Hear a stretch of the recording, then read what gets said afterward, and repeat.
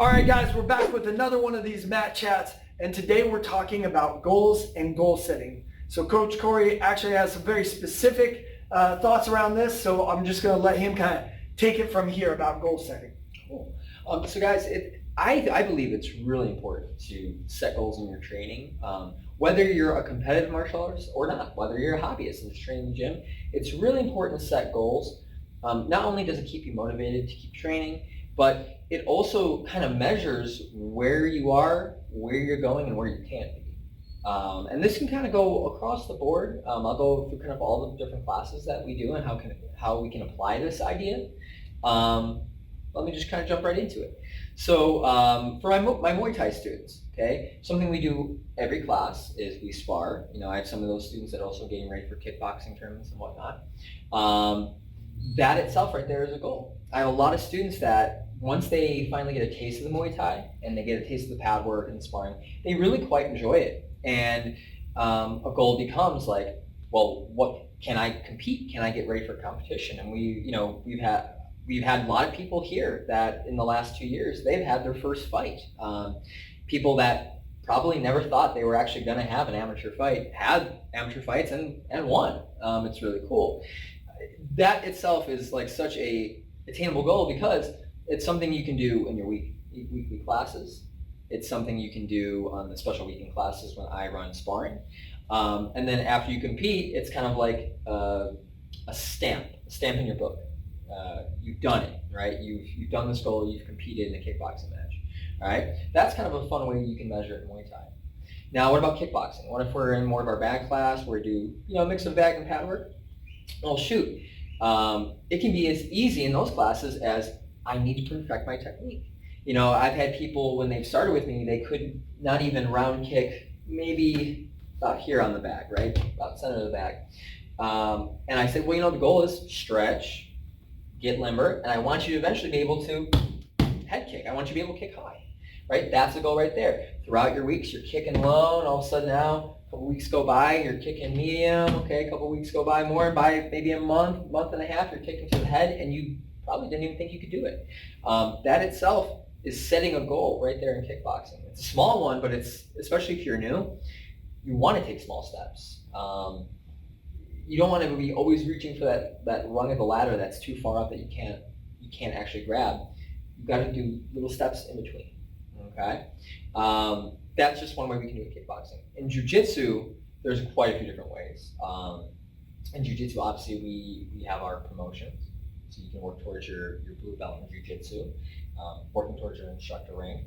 Now that is a longer goal. That obviously takes a while, a year and a half to 2.5 years. There's other things like... You say to get to blue belt? Yes. Yeah, just to get not to get to instructor rank. Yeah, just get the blue belt, but beginner's instructor or novice instructor. Oh, okay. Another thing you can do, I know some of my students like have, and I say very friendly, but gym rivals here. They're training partners, right? They always want to best their training partner. If you're with a training partner that's always beating you, right? They're always beating you in that role. They're always taking you down, getting side control, and that's where you stay the whole match. Well, maybe a goal is they don't take me down this round. Or maybe the goal is, well, maybe they take me down, but they're not going to hold me in side control. That's that's another small goal comparing it to our kickboxing goal. It's a small goal you can easily measure on a daily, weekly basis. When you're setting these goals, it kind of keeps an excitement in your training.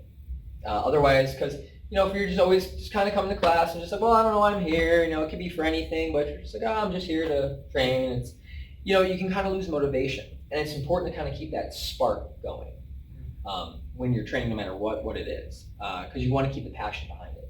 You want to keep the reminder of why you're doing this very present. Yeah. I like that. I know for me, when I first started boxing, I remember I would get my butt kicked, and it was really disheartening. And so I just said, you know what? I'm just going to set a goal that when I'm on the bag, I'm not going to drop my hands. That's it. My goal is to just see how, and at first, okay, I go back, watch video because I record, and like, all right, in a 3-minute round, I drop my hands 10 times.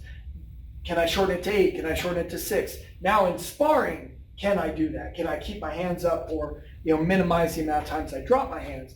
And that kind of made it all about me rather than about like, all right, like, oh, I hope I win. You know, it's like, okay, I can control this goal. Out of curiosity, do you have any goals that you can share that you're working on right now? Yeah, definitely. I mean, I've had a little bit of break off from competition, so I'm setting goals for competing later this year, hopefully in May or possibly June or July.